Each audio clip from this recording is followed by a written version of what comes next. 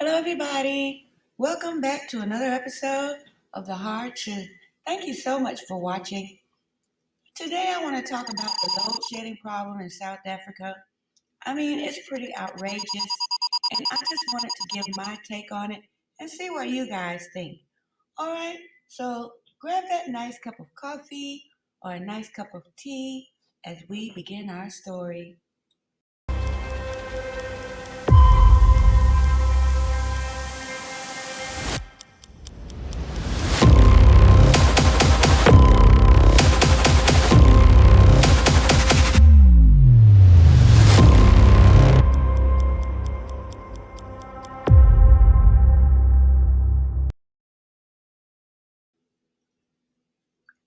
If you live in the United States like I do, the idea of somebody turning off your electricity at night or in the morning or any time of day to save or lighten the load, or in other words, load shedding, is unheard of, okay? But this is what's happening in South Africa.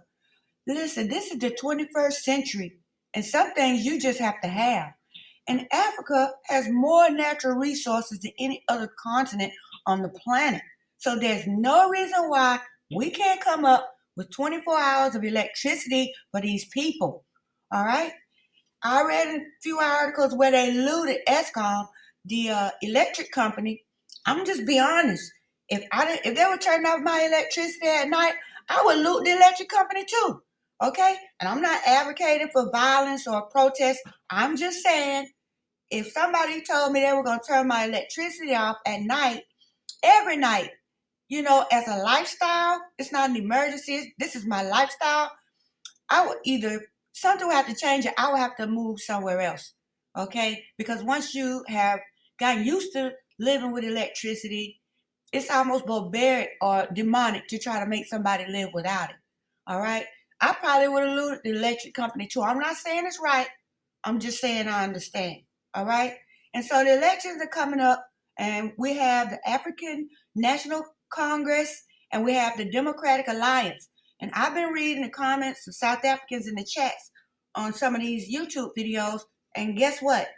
Surprise, politicians don't keep their promises. A lot of the times we have to walk them back and say, hey, you said you were going to do this, you said you were going to do that after we elect them. So it really doesn't matter who South Africans vote for, whether it's the ANC or the DA. There's no guarantee that the electricity problem is going to get better, that they're going to keep their promises. So it's no use in saying, I'm going to vote for this one. I'm just tired of it. I'm going to vote for them because I don't believe this one over here. Listen, I'm going to tell you the solution to this problem. All right? It's not complicated because you can't trust politicians to better your conditions. It's because of politicians that we have the conditions that we have. Let me tell you something. Prayer changes things. All right? Corporate prayer.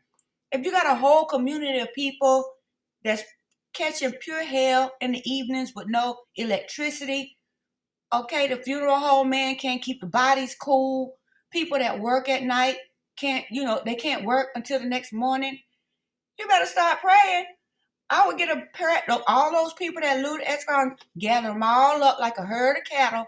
Y'all get in some corporate prayer every day about your electricity situation, and I guarantee you'll see some change. Whoever is in office that shouldn't be, that's hindering the process, or whoever's, got the solution, but they haven't been elected yet, God will fix that thing.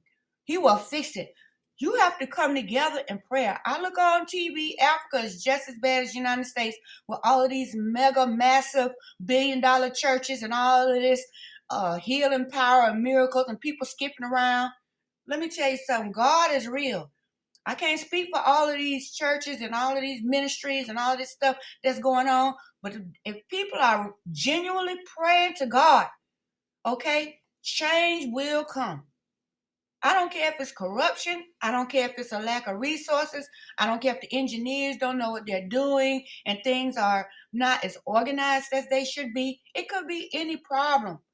But regardless of what it is, sometimes you have to fast and pray. Jesus said, this one comes not out, but by fasting and prayer. You're going to have to turn down your plate and you're going to have to get in some prayer and you're going to have to talk to God yourself.